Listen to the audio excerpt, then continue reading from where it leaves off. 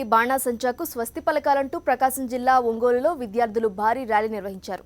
పర్యావరణాన్ని పరిరక్షించుకోవాల్సిన బాధ్యత ప్రతి ఒక్కరిపైన ఉందని నినదించారు. దీపావళి అందమైన వెలుగుల పండుగని, కానీ చెవుల చిల్లులు పడే శబ్దాలు, పొగలతో వాతావరణాన్ని కాలుష్యం చేయొద్దని ర్యాలీతో పట్టణ వాసులకు అవగాహన కల్పించారు. క్రాకర్స్ శబ్దాల వల్ల పసిపిల్లలు, వృద్ధులు, పక్షులు, జంతువులు కూడా భయాందోళనకు గురవుతున్నాయని విద్యార్థులు ఆవేదన వ్యక్తం చేశారు.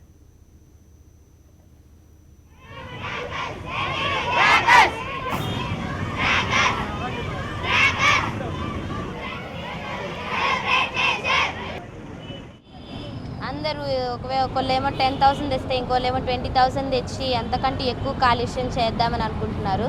కానీ అలా చేయడం వల్ల సరే ఒకవేళ చేసినా కానీ మనం ట్రీస్ని కూడా కట్ చేస్తున్నాం.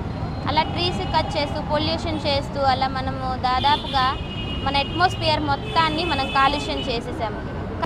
అందరూ నేచర్ని స్పాయిల్ చేయకూడదు, ఎవరు క్రాకర్స్ని కాల్చకూడదు. అందరూ ఆనందంగా దివాళీని సెలబ్రేట్ చేసుకోవాలి.